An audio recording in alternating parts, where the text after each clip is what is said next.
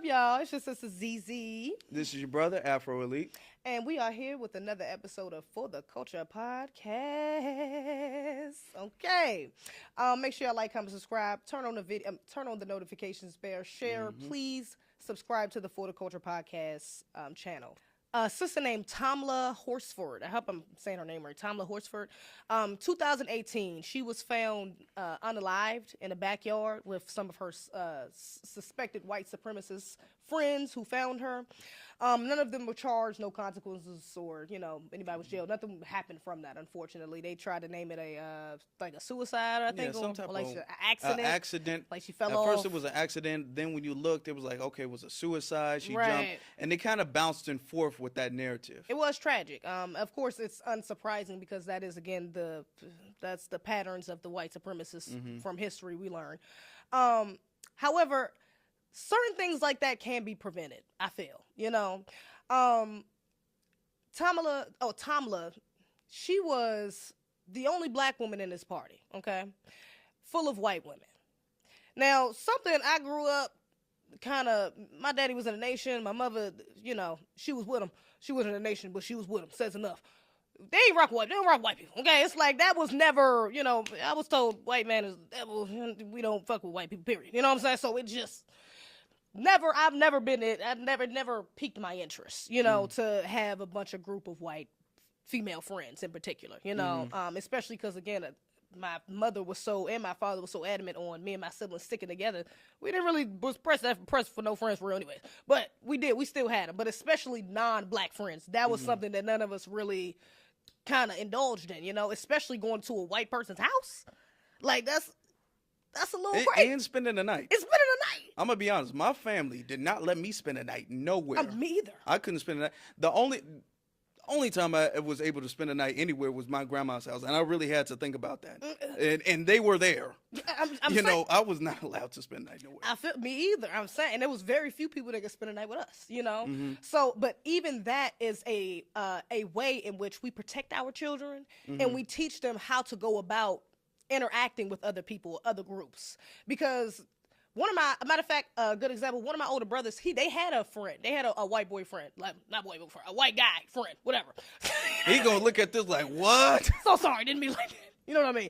But one of their homeboys was white. Now, at the time, this is like they 16, they thought that his dad was black. Because it was like one of them things he didn't know his daddy was, and the mother was saying his daddy was black. So he kind of thought he was black. He wasn't the white boy that he could say nigga. He wasn't saying no nigga around us. Okay, but he was the cool white boy, all right? He was working on my brother. They was cool. You know what I'm saying? He was cool.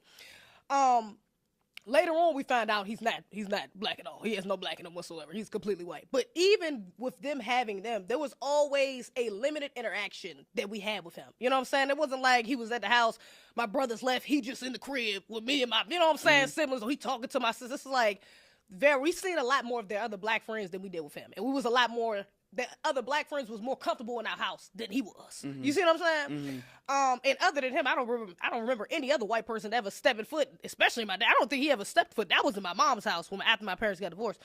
My dad's house, I don't think he ever been in that house. I don't think I ever seen a white person in the same room in my father's house, to be honest. But that mentality has subconsciously came to me because now I have no interest in dating a white person. I have no interest in integrating with white people. I have no interest in having non-black people in general in my space. You know what I'm saying? As far as friendship, as far as business, whatever the case may be, because I've been programmed to think black first. And I've been programmed to understand the ill intentions that many white people in particular have against us,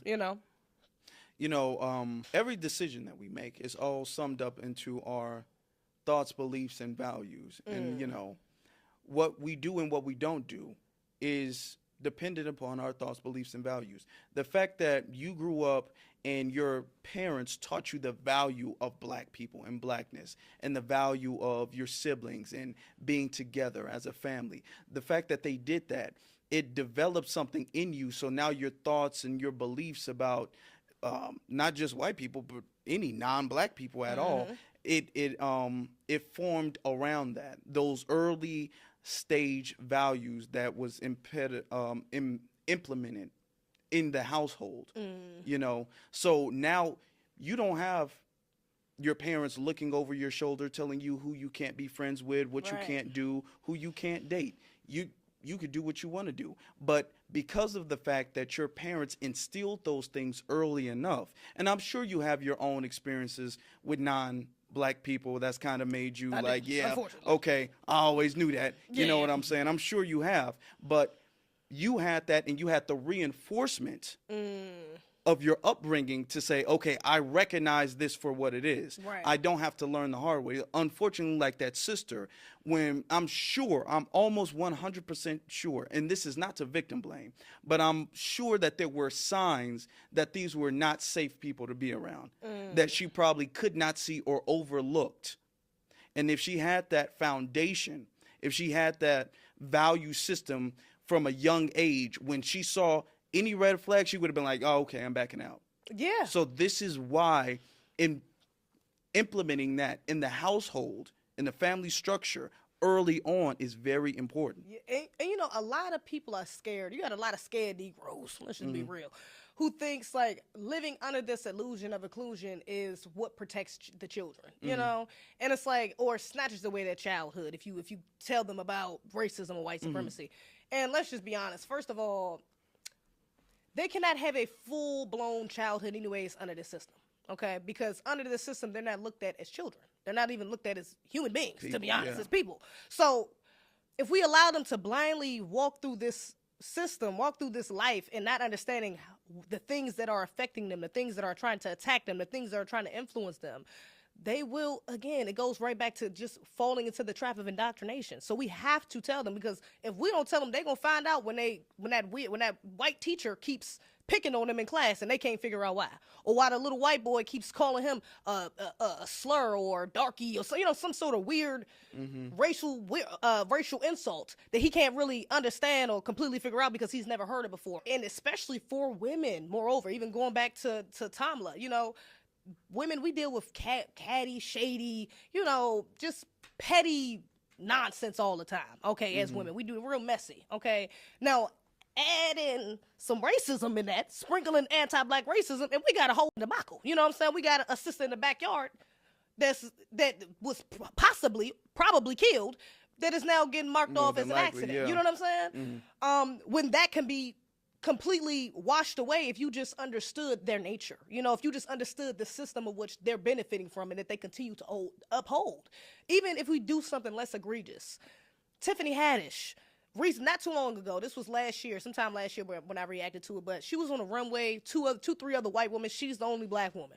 They sitting on the side of the runway. She gets up. One of the white women commands her. Let me say that. She commands her to get up and walk the runway as like a funny thing. None of the rest of them wanted to do it. She didn't tap none of the other white women to do it. She tapped the only black woman, the clown, the court gesture, the court gesture? Yeah, court gesture. To do a minstrel show. To do a minstrel, essentially. And they're sitting there do a cackling minstrel and laughing, and when she comes back, she think it's funny, but it's like, she doesn't even understand the way that they view her. She don't understand how that interaction, how the power dynamics of that interaction went, because she's unaware of the system that they're operating in. If she would have known that, there's no way in the hell, first of all, I'm not taking no commands from no white woman. What are you telling me to get up and do what for? Okay? But again, that goes back to the programming. And then in the situation, who's the one who got all the pushback and the flack for that? It was Tiffany. Hello? It wasn't a white woman who told her that. Right. They That sat part. there, they laughed, they enjoyed watching her make a fool of herself. Yep. And then all of the media blasted Tiffany for that. So her value in the eyes of the public went down because of her trying to impress who she wants to be white friends with. And see, that's going to the power dynamic of it. When you're in this racial thing, the racial power dynamic doesn't go away. Doesn't matter how old you are, where you're from, whatever the case is. When you are the token black person, when you're the token Negro in this situation, you're always doing things because you know deep down that you don't really belong there. You feel that you don't really belong there, so you're going above and beyond to try to show your worth to these people. And they don't even have to be white all the time, just non-black. So if it's a black person around a whole bunch of Asians, now you're going to be super black Asian and all that stuff, or super Mexican, or whatever the case is. When you're around non-black people, you intrinsically know this is not really where I belong. You feel like an outsider, so you try to do things to compensate for that. Just like Tiffany, she feels like she doesn't belong around all those white people, so she's trying to earn their acceptance, which is why they gave her a command. They say jump, she said how high, she jumped. Right. And you know what? That kind of made me think of, I think that point goes into Travis Hunter as well. You know, his wanting of acceptance, because he been getting dragged. And this man, mind you, this is not like he's a bad player or he's in like the prime of his career right now. Damn near. Okay. Definitely a very, at a height for sure. There's barely anybody better than him. I mean, come on. So, and he just got a Heisman Trophy. I mean, come on. So he's accelerated very quickly, okay, in his career. And all of that has damn near got pushed to the back burner because his non-black girlfriend can't stay her ass out the news. She always got something going on, whether it's she in a music video, she talking about Travis in a weird way, she's talking to an interviewer, and, you know, just weird shit going viral, and she's just continuously embarrassing this man. And no matter how much advice the people around him, people online trying to get his brother, he is just standing 10 toes on, no, this is my girl, I'm gonna marry her. We're gonna get married, I'm gonna have kids in the next. And it's like, that way of thinking is coming from subconscious anti-blackness. Yeah. There's no way in the hell a black man of your stature, with the amount of money you making, the amount of eyes on you, the amount of resources you have access to at this point, you got a non-black woman on your arm, and you was raised by who? I'm sure that you done dated mostly probably black women throughout your life, and you end up with and even with the, oh, well, love is love, and if your mindset is black, you won't even allow yourself to fall in love with somebody. You won't even put yourself in that space for the opportunity to fall into love with somebody who's not black, because you understand that the bigger picture, the grand idea is that at the end of this road, I'm not just doing this for me, I'm doing this, one, for God, but for my family, which is, and vice versa, is my community. Money, they say money, you know, changes people. Money doesn't change people. Money just really makes people more of what they already are. That's what I'm saying. Fact that he has so much fame at such a young age, so much talent, so much opportunity, and you can clearly tell he's still very insecure about his blackness. Yeah. And you can clearly tell the power dynamic in that situation, because he is still trying to like earn her acceptance. Really? He exactly. still doesn't feel like accepted by her. Exactly. Really. Yeah. And he's giving a bunch of stuff a lot of passes that doesn't make any sense. You know, he's doing that because deep down he believes, because of his blackness, subconsciously, maybe consciously, that it lowers his value and his worth. Absolutely. So that's the problem. Now, I pray for our brother, you know, and I hope he gets out of that situation. But to go into the whole interracial dating situation, you can clearly tell his upbringing about his values. You can tell what type of values was implemented in the household. Yeah. You can tell, or you can tell what was not taught. Sometimes when you look at somebody, you can tell what was taught in their household and what wasn't taught in their household. Absolutely. You can tell that wasn't taught in his household, because when you grow up with that and you develop that taste and you develop that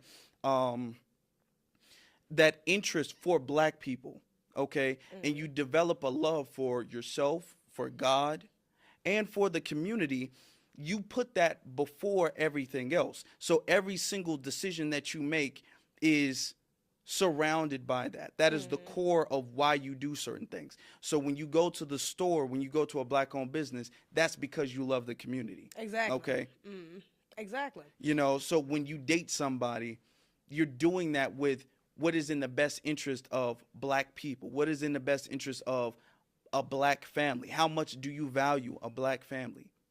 You know, they say love is love, but what do you value with that? You don't just fall in love accidentally. You don't, yeah. You know, have to, so yeah. it's about something that you value, your thoughts, beliefs, and values that align with another person enough for you to even allow yourself to fall in love with that person.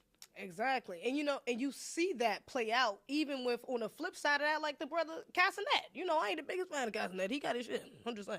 But, my sister's going to be upset. She's a big fan of Cassinet. I'm not mad at the brother. I'm not, but I do, there's some things I don't like. He's done some Sambo stuff He's before. done, We ain't going to get that a pass. Exactly. I can't pass that. He is young. That's why I give him grace. You know what I'm saying? And I like a lot of the things that he's doing, so I do get a brother grace. I don't be going in on him.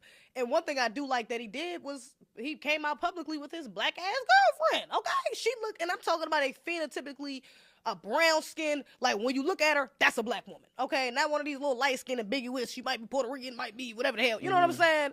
She looks like a black woman. And when I say the amount of love that boy got, from what I see, was amazing. It was beautiful. This is like all these people in the comments. He got a black girlfriend. Yes. Oh my gosh. Yes. I'm so excited.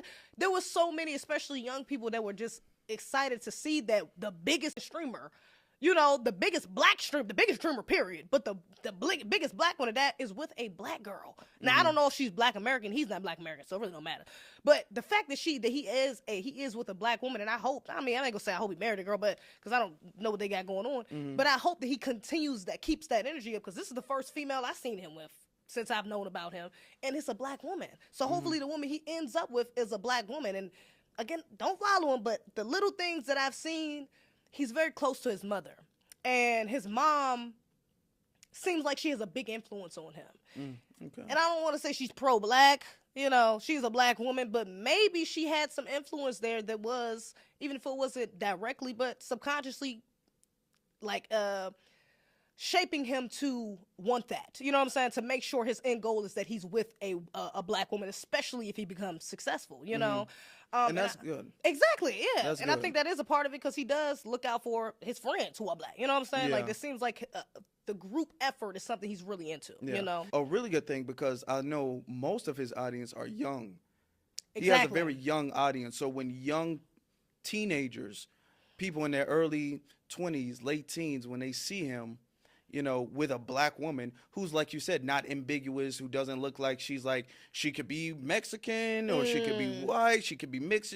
Her lips are kind of big, but her hair is straight. Like, you know, okay, there's no debate, okay, that she's black. And when young people see that, and they see it in a positive light, where two young black people are in a positive relationship, that puts a good image and a good taste in youth, and the youth's idea about black relationships. Okay, that changes the way they see things. Sometimes you see things and you visualize it subconsciously, but you don't even realize you do. So what we've seen a lot is negative images of black couples.